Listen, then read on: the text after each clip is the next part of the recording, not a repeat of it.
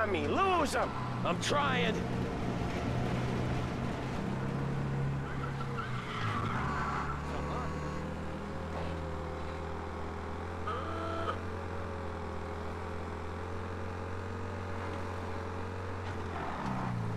He's gone. Go back to patrols. Okay. We lost him. Thank Christ.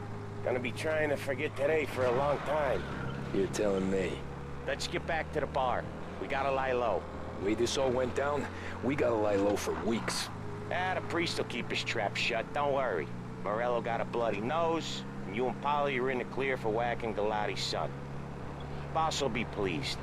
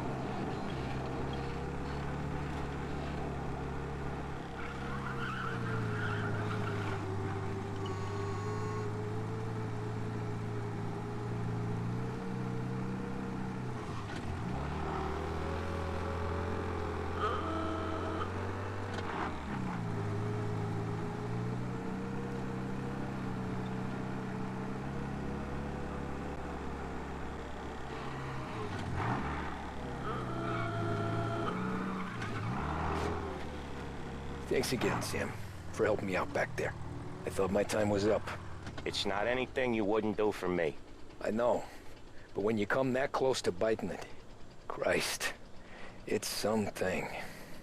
Don't need to tell me about that. Just don't think about it. Best lesson I could ever teach you. Don't think about anything.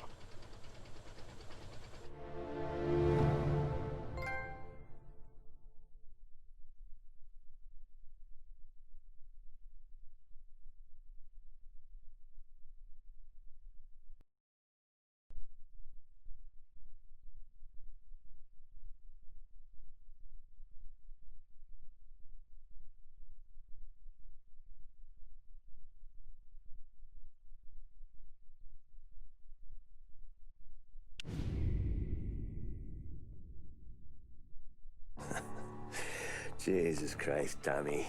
You're confessing to a shootout in a church. And I ain't even to the hard stuff yet. You know I could take you in right now, put you behind bars until you're old and grey. Maybe, if you think you can make any of it stick. But then you'd never know about Morello.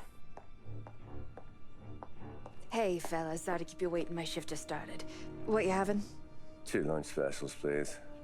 And more coffee. You know what? Let's bring the whole pot.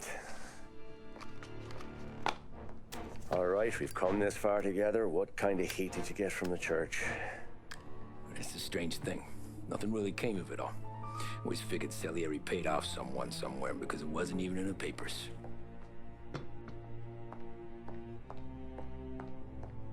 We just had to lay low for 7, 8 months. The cops kept showing up at the bar just to remind us they were watching. And Frank caught wind that Morello was helping Galati get reelected, hoping he'd go after the Don.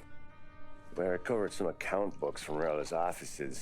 33 was a pretty good year for him. Bastard knew we were bleeding out before we did. While we were busy keeping our heads down, he started moving in on our rackets. Quiet at first, a few trucks go missing. Top burner has one too many highballs, drives off a bridge. One of our regular pickups suddenly closes up shop, moves upstate. You didn't catch on? Not me. I think maybe Polly smelled something. But even with the cops looking over our shoulders and Morello circling, we were still making good money. And with the Don worried about keeping the heat off, we didn't have much to do. Except drink, have a few laughs. Every time I went into Salieri's, there was Sarah. So it was a good year. Until Frank. Coletti, Don's consigliere. Yeah, that's right. He set me straight. He set us all straight. There's a lot of buzz around town about you guys. Yeah, we got into a little scrap last night. It's no big deal. I don't care about the bar fight, Tom. I care how it looks when you walk into a club and buy everyone around. We gotta do something with our dough. Then blow it at the track on Sunday. Or take a dame to a show. Or invest it for Christ's sake. You want me to become one of those Wall Street boys? Don't sass me, Tommy. I'm trying to teach you the ropes, so you don't get strangled by them. You ever have a dog, Tom? Sure. Little mutt when I was a kid. When I was 8 or 9, before I came over from Sicily, I had this beautiful, skinny Cerneco dell'Etna. Like a little greyhound. Fastest dog you've ever seen.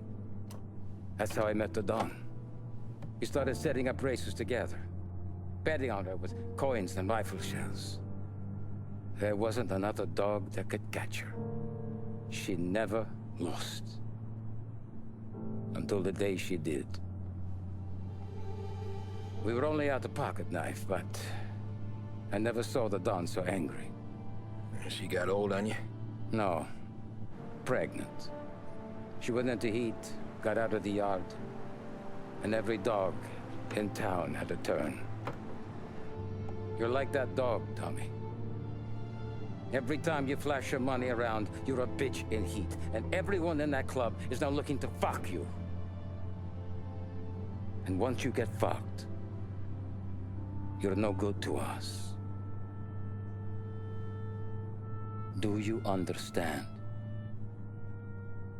You made your point. Good. Because you need to think about your career here. Look, Paulie's hit his ceiling. He's the guy we want in a tussle, but he's not smart enough to run anything. Sam is loyal, but he has no vision. But you, Tommy, you could run this town someday. Well, I appreciate that, Frank. So, what happened to the dog? The Don tried to drown her. I broke his nose. You can let me off here.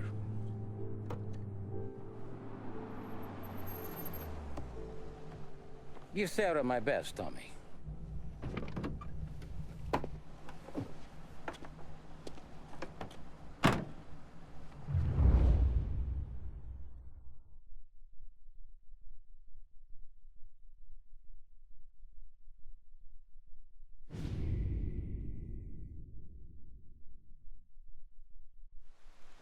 Back then, everything went through Frank. The plans, the orders, the money. You could get the call day or night. Ah, Tommy. Frank says to wait for him in the garage out in the back, eh? You got the job, I think. Thanks, Luigi. Sarah's cooking. She's bringing something over. In this rain? She's a good girl. I'll see you tomorrow, Luigi.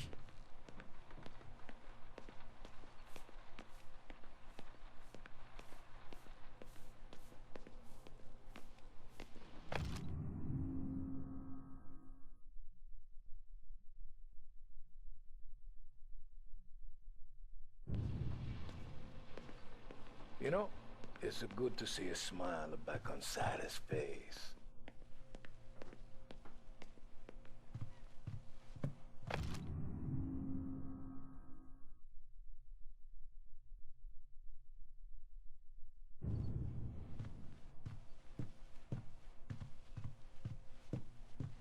Frank, he's gonna meet you in the garage behind the bar. He'll be here soon.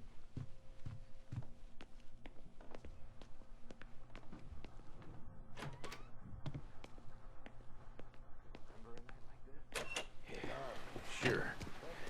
Back in the day, when the boss was still with Pepone, we got called out to a hit. Some politician on the take. Now this storm's just raging, right? And we're driving out to the burbs to cap this guy.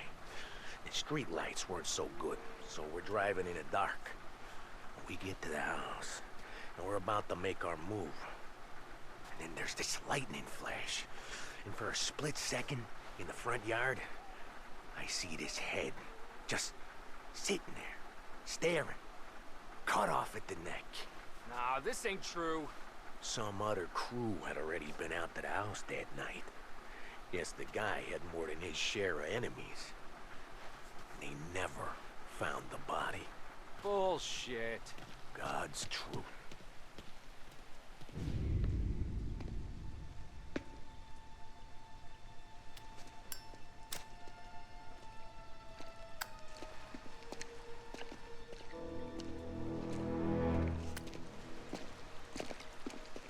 Thanks for waiting, Tom.